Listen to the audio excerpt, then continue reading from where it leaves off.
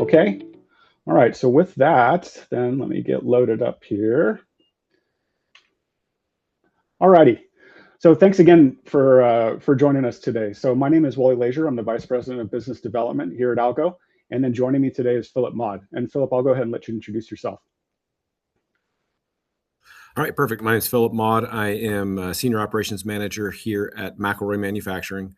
I've been with McElroy for a little over 18 years now. Wow. And it's been a while.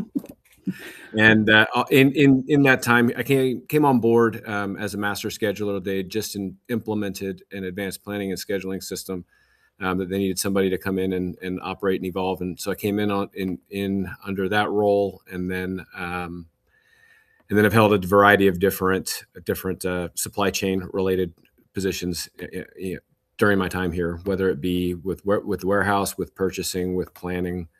Awesome. And so, yep. So you've seen it all. Yes. All the easy stuff, as I like to say, right? And you still have all your hair, which is very impressive. So, which is really good. Great. Well, excellent. So from an agenda standpoint today, so Philip's going to talk a little bit about McElroy, and I always appreciate, one of the most favorite things about my job and working with Intuiflow is that all of the cool things that people and businesses build in the world. So Philip's going to take a couple minutes and talk about what it is that McElroy actually does. It's incredible. He's going to talk a little bit about his Intuiflow journey, and then we're going to kind of hone in on some of the results and the continued results that Philip gets to see and kind of what his vision is for the future. And then I'll talk a little bit about our simulation process. And Philip and I went through this process several years ago while he was out exploring the marketplace. And I'll let him speak to, how that helped him maybe see the future or what Intuiflow and DDMRP implementations would do for him and for McElroy. And then we'll take a couple minutes. We'll see if there's any questions in the chat. Again, for those of you that are just joining us, there's a chat box. Please feel free to go ahead and fire away any questions you might have for Philip or myself at any time or part of the Algo team. And we'll be sure to try to answer those for you and get you some additional information. All right.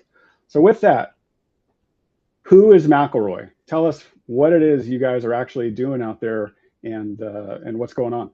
Okay, will do. So McElroy Manufacturing has been around for a little over 70 years. It's a family-owned business, and originally we made machines that made finned tubing, and we still make those machines that make finned tubing that are used in air-cooled heat exchangers. But primarily, our big business is making machines that fuse plastic pipe. And that's just a fancy way of saying we take two pieces of plastic pipe, we face the edges so that you have two smooth and clean and perpendicular edges. You heat them up and then you bring them together under pressure, and now you have one continuous pipe. And as a result, if you think about where pipes typically fail, they typically fail at joints. Well, with our process, you don't have a joint in that pipe; you have one continuous pipe. It's when you break it down to the molecular level, it's one continuous pipe. So it's used in a lot of areas where where leakage is a bad thing. So originally, a lot of natural gas applications can't have natural gas leaking. So Sure. so and then increasingly our biggest market segment is really with water, whether it be clean and potable water. It is a limited resource, right? So it's a desired resource. You can't have that leaking and being lost during its use, or in water that has been contaminated in some way. So if you think about fracking return in water and how that is handled or utilized. So those are probably the two primary uses for the pipe that our equipment joins. Yeah, and incredible. And this machine here, Philip and I were talking just the other day, and it's amazing. So that machine there, and actually, so that will travel along pipe installations, in big applications where this little, well, it's not little, but this tractor will go along.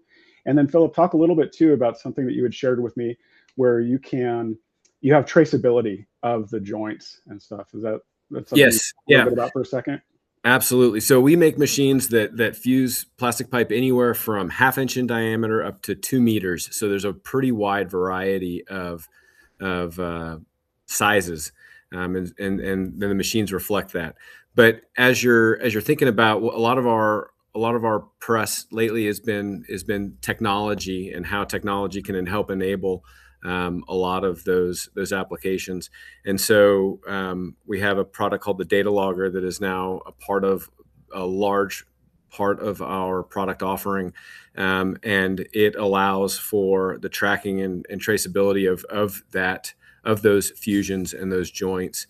They're actually able to monitor the process and audit for quality purposes. They're able to see who performed what fusion and where that fusion now resides in the ground or in a building. And then not only that, but those on some of our equipment, those data loggers will help guide the flow and operation of that equipment. So it provides the operator a lot of information right at their fingertips, and provides folks that may be monitoring the job site from across the country a lot of visibility into what's happening there on the ground and at the job site. Amazing. Really, really amazing stuff. Thank you for the background. Really helpful. So why don't we talk a little bit about the McElroy footprint and your continued growth there? Perfect. So we have some sales and we sell globally. So we have sales and some technical support centers internationally, but our primary footprint is here in Tulsa, Oklahoma. We actually have 4 manufacturing facilities here in the area.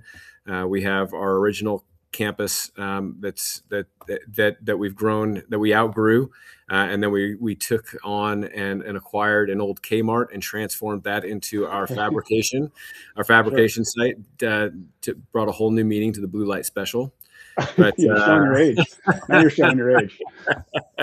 And so that is now our fabrication facility.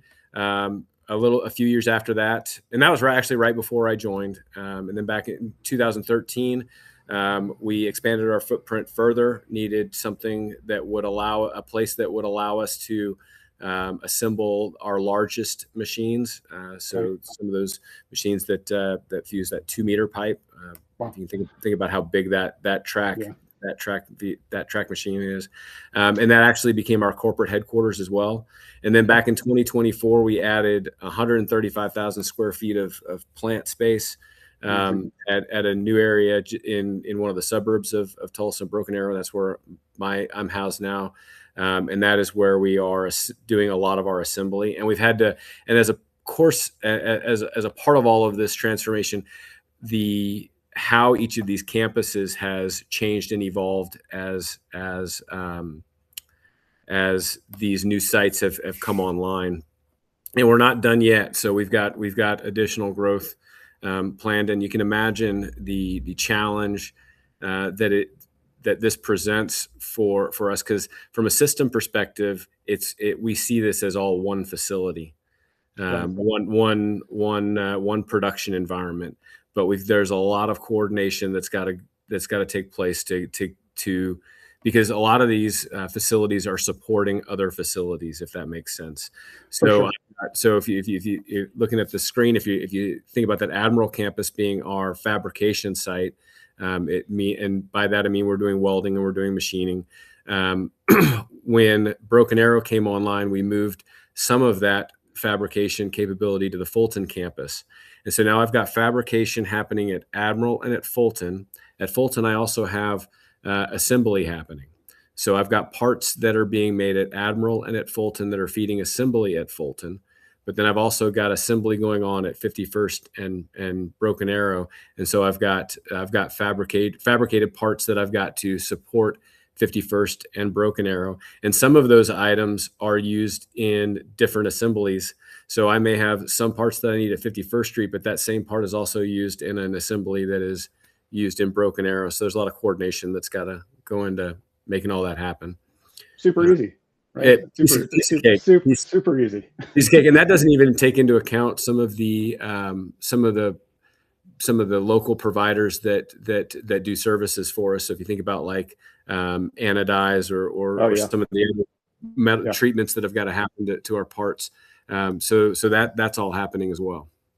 A lot of coordination, and like you said, by viewing that all as one location, you got to be paying attention for sure.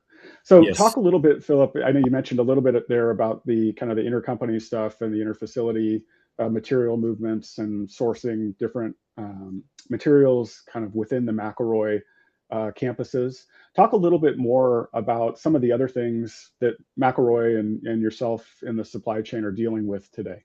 We called out a couple here, but maybe you could shine some color. Yeah, perfect. So one of the things that you've got to understand kind of our environment is to understand our customer base. So the majority of our customer base we sell through a distribution network. And so when you think about those distributors, they're primarily folks who are selling the plastic pipe and that we have signed on as and are also our distributors. So we're a part of their business. And that's the majority of our business. But we also have international customers who really don't operate as distributors. They're really more like end customers. Okay. And so those two customer bases. And if you think about thin tube machines, we still make those and we still sell those, and quite a few of those actually. And those are not sold through a distribution network either. They're sold directly to end users and customers. And if you think about those two different user bases, they have drastically different lead time expectations. Yeah, I bet. So an end customer is thinking about that next project and their need when and as it's happening, whereas a distributor may be thinking about a larger market and trying to prepare for that larger market as a whole. So they've done different planning and they've got different material available to them. Yeah. And so that's one of the challenges. And in this, the other thing to know about McElroy is that, we make machines that fuse plastic pipe from 1/2 inch to 2 meters, which means we have a large variety of equipment, a large mix, but none of those items really have a massive volume. So our if you think about our smaller diameter machines, our heavy runner is probably 200 units a month. Okay. Whereas we've got other products that maybe we sell 1 or 2 a year. Okay. So it's a very, very wide range of products. None of them are extremely high volume. Some of them are more consistent than others. And so trying to balance all of those different variables is definitely a challenge. And as you're thinking about it, a lot of our customers really, in the way that we're operating, is we are operating historically to responding to actual orders as they're entered. So, all right. We are, and as that customer environment has changed and evolved, those lead time expectations have shifted and evolved. We've had to do some building to stock as well. But so we've got a mix of planning models, if you will, within our environment as well. So, yeah. Excellent. Yeah, and I'm sure very relatable for folks here on the call. And again, for those of you that are just joining us or have logged in here, if you've got questions for Philip or myself or a member of the Algo team, please feel free to put those in the chat. If you'd like to call out where you're calling in from and share that would be great as well. Philip, one other one just to touch on here for you is, you mentioned some noisy signals, right? You mentioned originally you were getting sales orders coming in. You've got a lot of different channels that are putting in sales orders or that you're supplying out into the world. Talk a little bit about some of the noisy signaling and the lack of trust. Yeah. So our planning systems at the time were all of them were tied to a demand signal of some kind, right? Which is not uncommon. And in the beginning, it was primarily customer orders. Some of those might be customer orders that we had entered ourselves to kind of pre-stage some of this build to stock that I mentioned earlier. Some of it may be a forecast for some of this build to stock. But in all of those cases, all of those demand signals had one thing in common. They all consisted of the same three elements: a part number, a quantity, and a date. Okay, and those dates propagate throughout our system, providing us with requirements for all of the subassemblies and subcomponents and raw material pieces, right? And on a day-to-day basis, as those signals changed and as the reality of our situation changed, so as lot sizes were introduced, so as jobs were open for lot sizes that maybe weren't the same as what we were thinking that the system saw the day before, right? Sure. Or as an NCR happened, or maybe a supplier delayed a delivery, or inventory might have been lost or consumed in a different way than we had originally intended. So those signals would change, and the dates would drastically change, which meant that on a day-to-day basis, buyers were trying to expedite an order one day, and then 2 days later being asked to defer that by a similar number of days. And so it was driving a lot of noise and activity, and buyers really didn't know which signals were really priorities or needed action taken, let alone the frustration. Sure.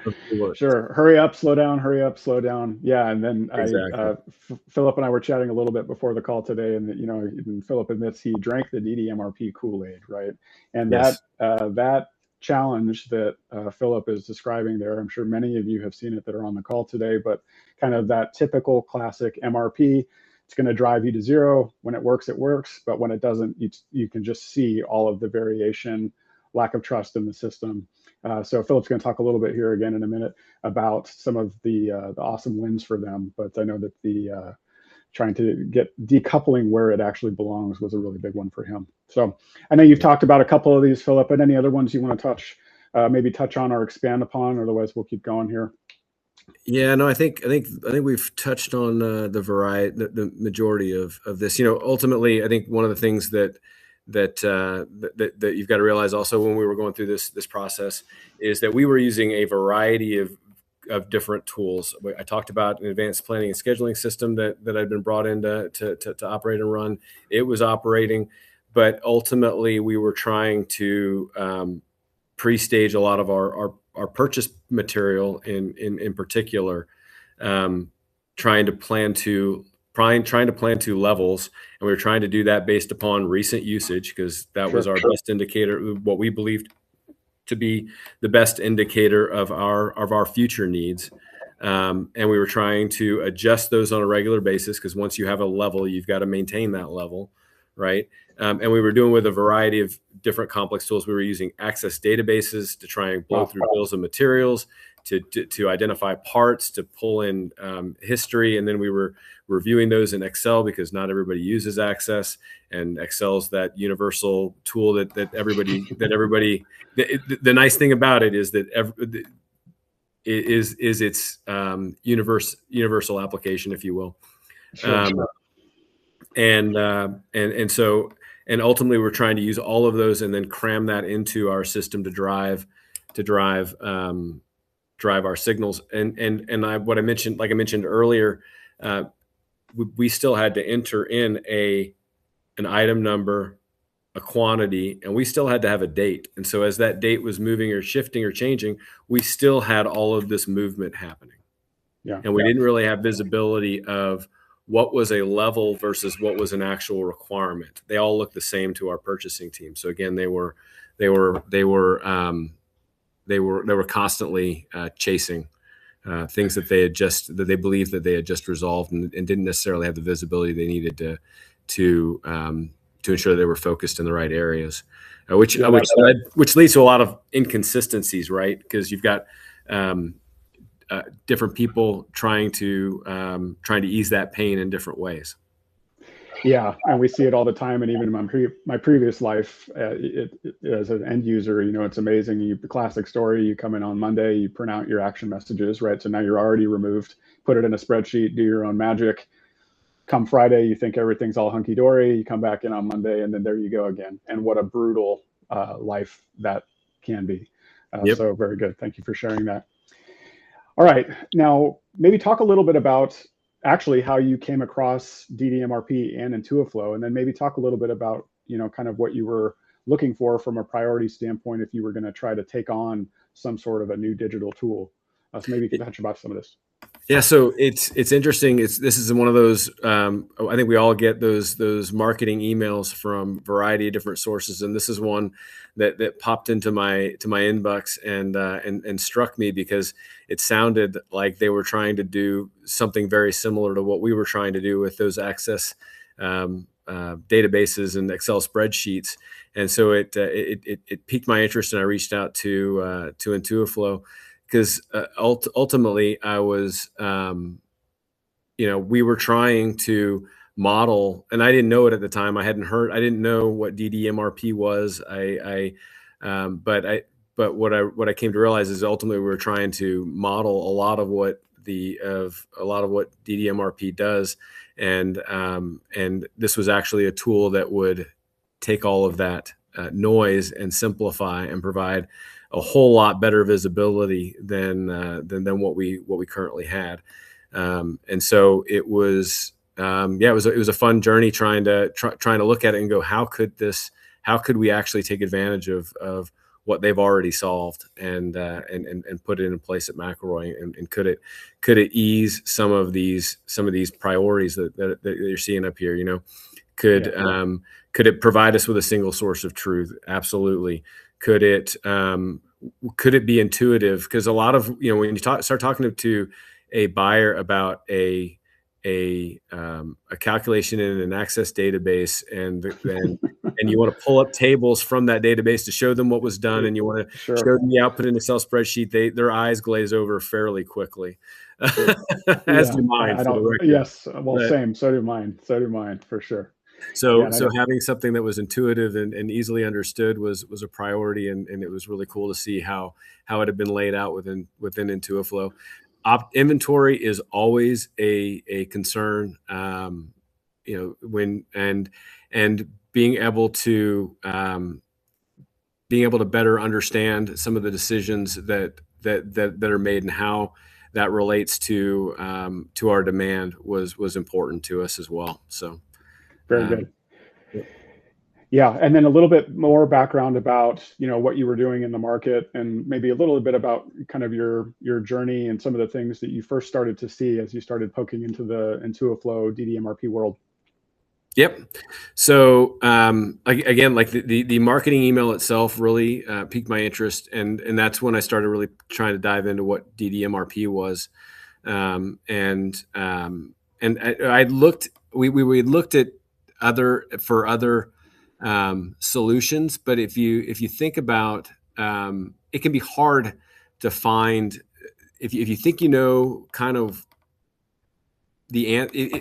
it's a kind of a combination of are you searching for the solution, or are you searching for somebody else who has had similar problems and has already solved that problem? And either way, it can be hard to kind of find those pieces when you're out there searching, and I hadn't seen anything, and maybe it was because I was being too specific with what I was looking for, or in a lot of cases when you're looking at into a market for solutions, what they describe is so all encompassing that it's really hard to understand.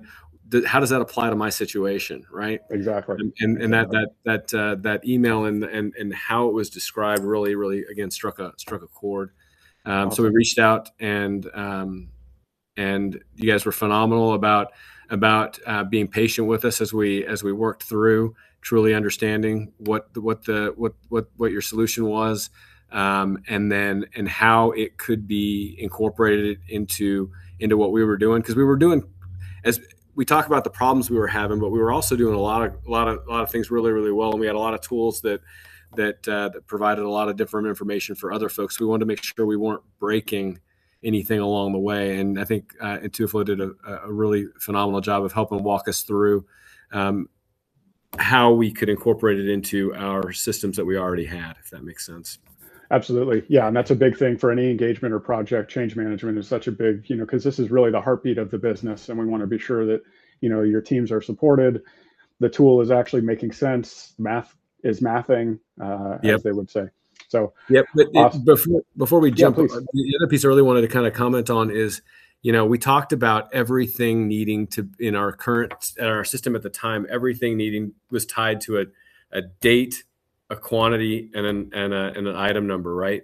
What was really the thing that was the most intriguing, and when we saw it, was really that ability to decouple that, because everything still has all of our requirements really kind of still do have a quantity, an item number, and a date, right? When you think about what we're trying to ship off the back dock, but being able to decouple some of our planning to plan to a level and not necessarily to a date, and having visibility of where we were within that level, so that we had a better understanding of our risk and prioritization was just a massive intriguing part to the whole deal.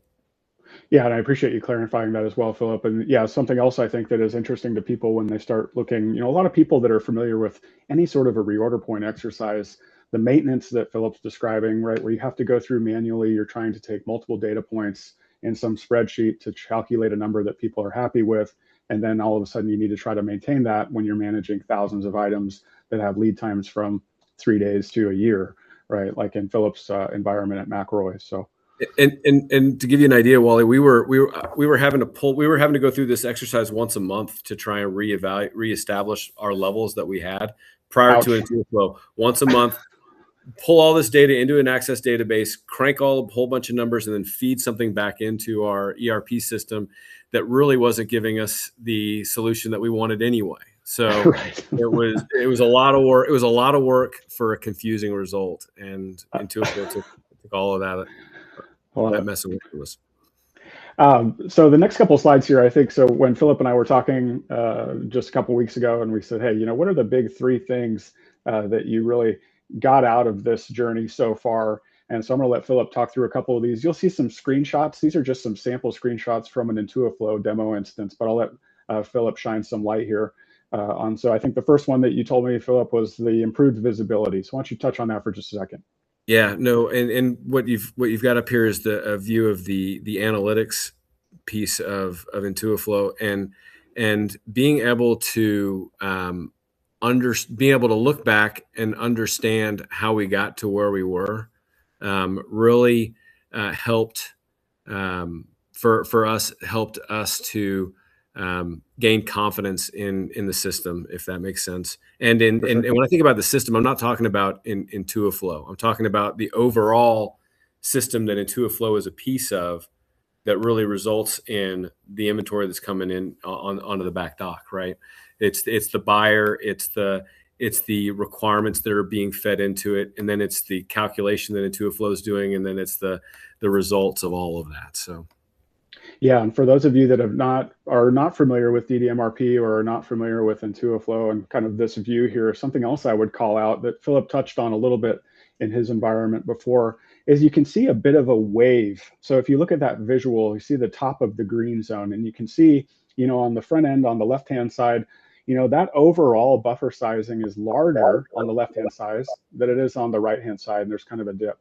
The beauty, or one of the beautiful things about DDMRP, is that these buffers are flexing on your behalf. So, as sales pick up, as items get consumed faster on the shop floor, instead of doing that once a month exercise that Philip's describing, or a piece of it, right? These buffers are flexing up and down to protect you from variation. So you're not having to do this big manual exercise there. And then we can tie that back into your service level targets. And I know Philip's going to talk about that here in just a minute, but the nice thing too is that you're getting an expected average inventory number. So when you're having these S&OP leadership style discussions, hey, look, if you want us to hit 99% to the service or 99% to the market, it may require an investment. And are we good with that, or are we not good with that? Right. So very, very powerful information there. Yeah, and it provides you the ability to kind of dive into the why. Sure. So if my expected inventory level is if in my head I think that my expected inventory level should be around 10 and I'm sitting at 80, I can turn around and look at this and go, okay, where's the disconnect?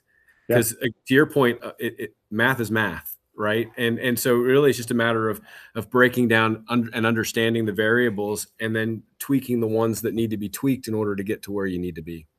Yeah, because it may be that you do need the 80, right? And true. And that we need to better understand the variables, but it may be that, well, we're at 80 because we've got an agreement for a lot size that is way too heavy for what our overall calculation should be. And so we can start diving into how do we break that down and get to something that's more reasonable or workable within the organization. It gives you the ability to really pinpoint how to impact those inventory levels.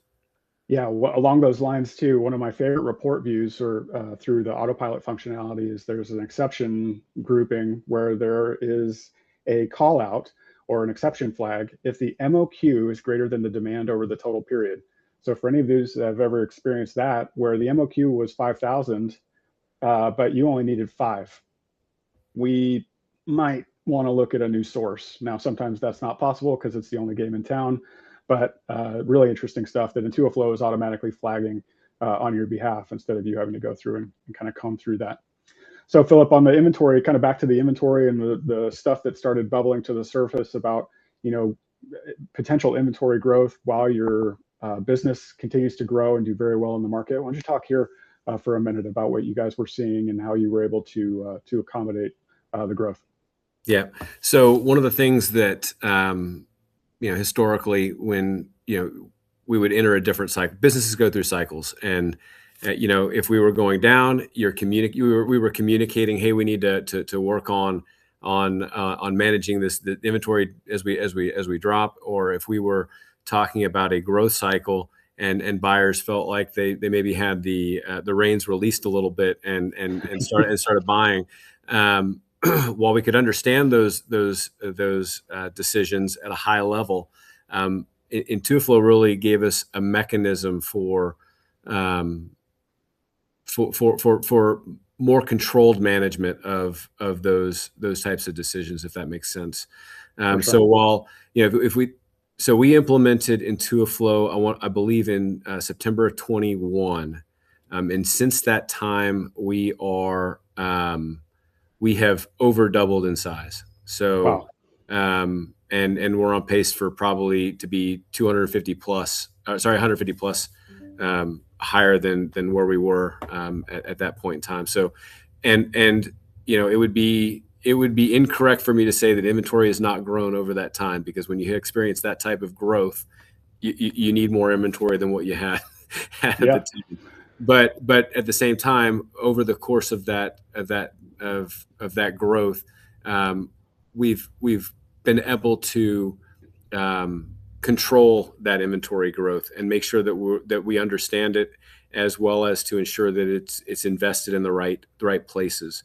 So we talked earlier a little bit. I touched on it briefly about how our lead time expectations with our customers and distributors have changed over the years and have maybe crystallized, right?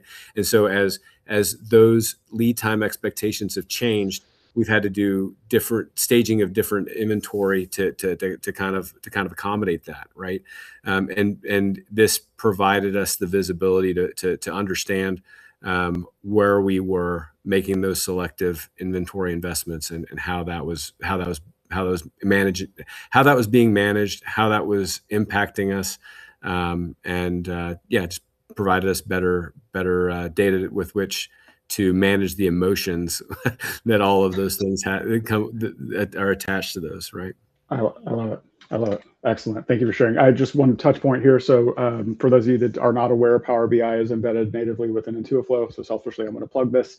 But the cool thing is that once you get those targets, because we're item, location, revision specific, revisions if you use them, the nice thing is you can see your problem children here in the event that you've got items like Philip gave the example where we've got 80, we only needed 10. What's going on here? Or do we need to try to see if we can cycle through this material?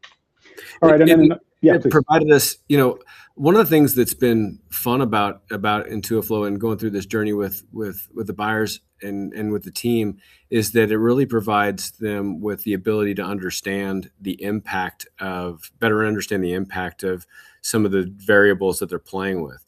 When their lead time goes from 20 days to 80 days, you know, what happens to our different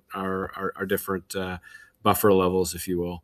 What happens to our overall order activity? How much risk is associated with that, right? When that minimum order quantity changes, what happens? And so it really allows us to take some of the emotion out of addressing the inventory when we've had some challenges, and sit there and go, okay, well, this inventory feels high because this lead time is high. How can we go work with that supplier to better enable them to support a lower lead time so that we're not carrying as much collectively as we are today. So it's understanding the impact of those activities makes sense.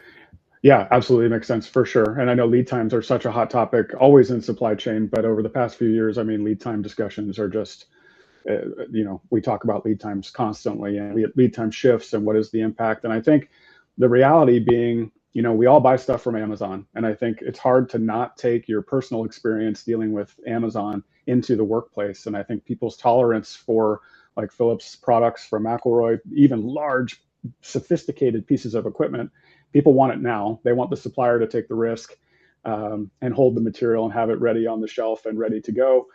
So really, really interesting around lead times. And then, Philip, the other thing you touched on the front end about having a single source of truth. You've got a lot of different tools, or you had a lot of different tools. You've got spreadsheets. You've got things that you've been attempting or had been attempting to try to do manually. Talk about your experience having Intuiflow be the single source of truth, and then maybe some of the things and kind of the additional little features or little tidbits that you've learned over the years and things you're using. Yeah, that's been probably the biggest. When if you were to go to ask a buyer, I would imagine this would be one of the biggest wins of implementing was having a single source of truth. We were able to put all of the information that they really needed to be able to make evaluations of how to manage their parts within Intuiflow. It's been a lot of fun. We talk about some of the user defined fields. We provide contact information. We provide usage information beyond just that average daily usage calculation. We have taken into account future requirements so that we can then compare those to the most recent past. So in our solution, I'm going to go into the weeds a little bit, which can be dangerous, but our average daily usage, we're using for the most part 13 weeks of usage. Well, if I have future requirements that are twice that over the next 6 weeks, do I want to wait for that usage to come through and adjust my average daily usage? In our case, we said no. If I see that sort of an increase, I want to start getting ahead of this. And so we were actually able to blend that into our effective daily usage. We blend those two things. We were able to automate some of our recommendations. So if we had recommendations that to purchase, I didn't necessarily need a buyer to look at it. If yesterday it was just below the top of yellow, or just above the top of yellow, and today it's just below the top of yellow, I don't need a buyer to look at that and go, that's normal usage, and go ahead and buy. So we were able to automate some of that and eliminate a lot of the review. But at the same time, if it was just over the top of yellow yesterday, and today it's in red, my net flow is now in red, maybe I want the buyers to look at those. So we've done some pretty cool things to automate where we can automate and focus the buyers where we need to focus them. We've done some unique things with our BOM views that allow us to for the buyers to see what parts the things that they're buying go into.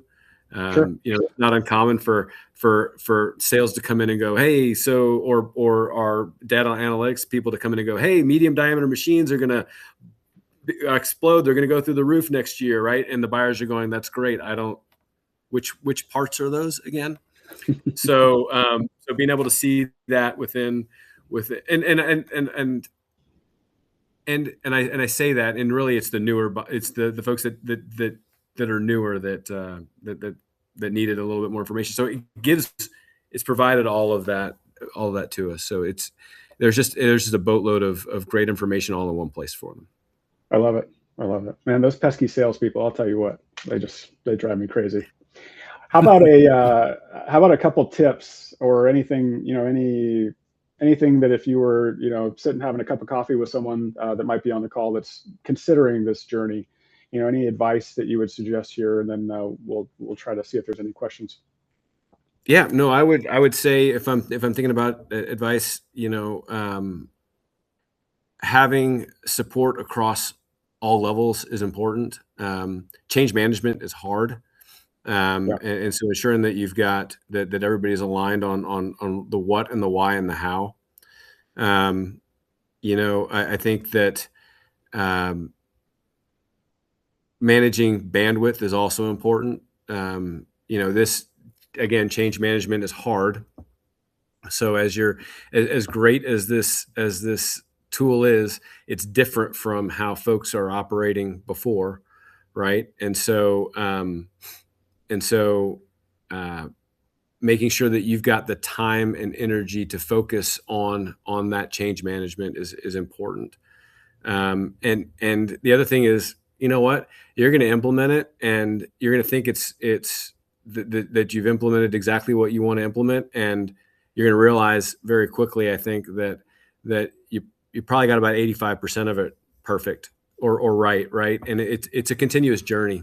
And so it's not just a matter of something that you're going to implement and walk away from, because again, change management is hard, and there's the more eyes you get on it, the more perspectives you get, and you learn additional things that maybe enhance that solution. And so it's a continuous improvement cycle that you've just started, and that really is part of what makes it really a lot of fun. Yeah, very, very cool. And then share a little bit, Philip, you and I have been talking about, potentially some next steps for McElroy and what you're seeing with all your growth and how Intuiflow can assist you with any of that. Yeah. So when we started this journey, we started with Intuiflow just looking at our purchase parts. I held a belief that if we had all of our purchase parts on hand, okay, that we could largely meet our end customers' lead time expectations, right? And while we found that was largely true, as we started having better purchase part material availability, because it is way better than it ever has been. I think that's probably probably a benefit that even in our conversations that in the run up to this that I really didn't mention is, if I think about the stockouts that we're having, that we were having before versus how little we're stopping the line today for a purchase part issue, it's night and day. We're doing a way better job because of the visibility that this is providing and the way that it's proactively planning, and it's not planning to that floor of zero, right? I've got that red zone. I've got a buffer that is protecting me from some of that variability. But my point in saying all of that is that, I've heard it said that our CEO was sharing a quote with us, and I'm going to paraphrase it here, but it's the concept that once you solve your reward for solving a problem, and that's what we're all doing, right? We're all out here working to solve problems. But your reward for solving that problem is a more complex problem. Sure. Right. And so we've solved the decoupling our purchase parts from our supply plan. And what we're finding is that it gets us in a much better situation as far as meeting our customers' lead time expectations. It doesn't solve it completely. The variability that's in our manufacturing processes also needs to be addressed. And so we need to start maybe looking at some of how we can incorporate Intuiflow into our process. Again, this was a limitation that we put in there, that we wanted to start with purchase parts. But I think we're looking at, are there benefits, or how do we realize the benefits of Intuiflow with our manufactured parts, and then looking at the broader portfolio. So we've just been looking at Intuiflow, but the scenario modeling and some of the stuff that's done with the S&OP pieces is really kind of the other part of where we may want to look, because there's a lot of power in it. It's not uncommon for management, for ownership to come in and go, okay, what happens if? Yeah. And what things do we need to go address? And imaginations can run wild, and they'll get a lot of things right. They'll get some things wrong, and they'll miss some other things, right? But being able to and they're all, again, it comes back to that emotion, right? All of them have emotion tied to them based upon their experiences, what parts they've had problems with in the past, et cetera. And really being able to do some modeling allows us to put some data behind that and focus some of that attention. Yeah, really, really exciting. And then, so in Philip and I's conversations, I'm envisioning a trip to Oklahoma in the summer here coming up. So it should be a beautiful time of year for that part of the country. Excellent. I haven't seen any questions pop up just yet, so I'm going to give folks a minute if you've got a question for Philip or myself or something that I can answer for you. But in the meantime, while we're letting one fire up here, so Philip, talk a little bit, from kind of one of your tips was managing people's workloads and being sensitive to people's workloads and stuff that they're dealing with. What do you recall? What was the workload, as part of the project team, that people were kind of your buyers and planners and your subject matter experts? What were they actually needing to do on a weekly basis or so? So I think one of the things that you sparked a thought, Wally, and so I'm going to ask you to corral me if I don't answer your question. But, sure. But one of the things that was really key when we went to implement was making sure that we sat down with each of the buyers and work through them individually with Intuiflow. We did not turn on the system and go, okay, everybody run, right? All the entire procurement team. What we did is we said, we're going to turn Intuiflow on for this one person. And we worked with that one person for a week. They went through training beforehand, so they understood the concepts, et cetera. But then it enabled us time to focus on their specific issues, concerns, questions, before moving on to, and then learn from those issues, concerns, questions, proactively share some of those lessons learned with the rest of the team prior to moving on to the next person, and allowed us to gain an advocate and an expert that was able to actually help us with that rollout and implementation as well, if that makes sense. Absolutely. Absolutely. Yeah. Yeah, and actually, so hey, Brandon. Yeah, so Brandon is part of a new organization that joined us recently and is kind of going down that path right now. So yeah, anything you would call out, right now you talked about from the user-defined fields, anything that you would suggest, maybe if someone was on the front end. You mentioned that you're doing some product hierarchy information coming across from the user-defined fields. Any other ones that jumped out, or if you were to look backwards, that maybe would have been cool on the front end? Man, no, I don't. I would say just be flexible as you're rolling those user-defined fields out. I think what you'll find is that more information. So I'm trying to think how to phrase this. ultimately there's so much information out there, and being very targeted and specific about what user defined fields, how you want to populate those. We're using all of them, and in some cases we got creative about how we were using them to combine some of that information if it wasn't being used in a calculation, etc. So for example, we have a field that is our last 12 months of usage for a part, right? Okay. You have some of that information when you look at your average daily usage. I can go look at my analytics screen to go see all of that information as well, right? But it's nice to be able to see on one page, as a part of everything else that I'm looking at, what's my overall usage been for that part for 12 months? Is it different than what I'm seeing in my average daily usage? But it's also interesting for our purposes to be able to see how much of that is a direct sale versus something that's been consumed within another assembly. Okay. And if we started off by using those as two separate fields, and what we did later on is we said, I don't need to see, I'm not using that in a calculation. Let me put both of those in that one field with just with a slash between it, for lack of better terms. My first number is my sales, my second number is my issues, and I'm able to see all of that information. So I guess what I'm trying to say is get creative in using your user-defined fields. For sure. And then I saw be flexible and ready for that to change and evolve. Yeah, excellent. A couple other questions for you. Samperio, I'm going to circle back to yours, but I'm going to go ahead and Curtis, let's see here. This might be a good question for Philip. So the question is, around autopilot. So I know you and Sean have been kind of exploring the autopilot feature. Have you noticed anything yet? Or are you still in the exploratory phase with the autopilot functionality? Any comment there? We are still in the exploratory phase on that. We're both really excited about it and about using it.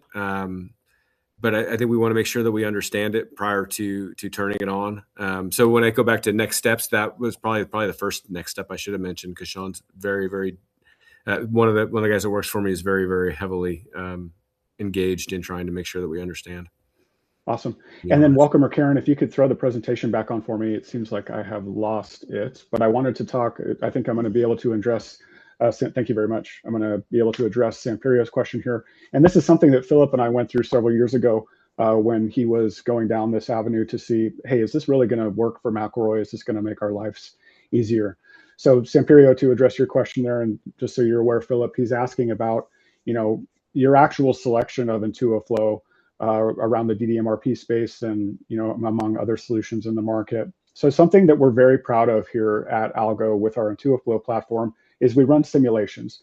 So if you are willing to share some data with us, so we take a look at your demand history for the past 12 months on a daily basis, and then we look at some item master information that's relatively straightforward, things like lead times, cost, MOQs, if you have them. And what we can do is run a simulation to say, okay, if we would have bought into this DDMRP planning concept, would this have worked? Was there an inventory optimization opportunity? What items were there reductions potentially on, or maybe we could look at repositioning.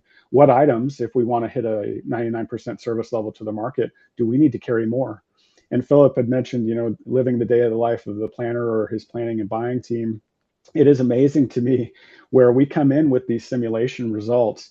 And to us, it's really just data, but it is always amazing that you've got a buyer or a planner or a leader like Philip in the room, and they know items by heart. So they can say, uh-oh, yeah, that's 1, 2, 3, 4, 5. Oh boy, we stocked out. The supplier's building caught on fire. Yeah, I mean, it's just amazing. So for those of you that are on the phone or on the call today, happy to do this with you. If you're interested, we can definitely put an NDA in place. There's no charge for this. We do this as part of our pre-sale activity. But just like you've heard from Philip, as part of the journey that he went through with Intuiflow, it was an important result for him. And just please. Sorry. Well, I think what's cool about the simulation was that it starts to enable you to visualize how you're actually how you can actually use the tool, because you're going to see parts that are operating not necessarily within the recommendations of where Intuiflow, and you'll start being able to ask the question about why. You'll be able to see. It enables you to visualize how you can utilize the tool. Yeah. And we got one last one here, Philip, and I'm going to see if we can address it there. Hey, Valerie, how are you? Good to see you again. And let's see what you think about this one. So he's looking to put customer acceptance lead times in a UDF. What do you think about that? Is that something that would be interesting in your environment? Yes, we utilize different fields. So like we have something similar. We've got our actual our vendor lead time, and as well as what our suppliers replenishment lead time is. This might be two different things. So like they may be committed to resupplying us within 10 days, but their actual lead time may be 90 to get that item. And so we're utilizing something similar. But I think having customer acceptance lead times, I guess it would depend upon whether or not I am how I'm confirming and how I'm seeing that in my PO, if that makes sense. I don't know. Yeah. I don't know if I've answered the question or not, or if I may not. Maybe I don't understand the question entirely. So no, I think you answered it. And Valerie has been a longtime customer of ours as well. So I love to see the people that have been on the system for a couple of years and are continually challenging the system, asking for features where appropriate, giving us great feedback. And so with that, I'm going to go ahead and close out today. Philip, thank you so much. We really appreciate all the great background and your experience. Looking forward to seeing you in Oklahoma this summer. And thank you for everyone that was able to join us today. We look forward to talking to you in the future. And with that, I'll call it a day. Have a good one. Thanks, everybody.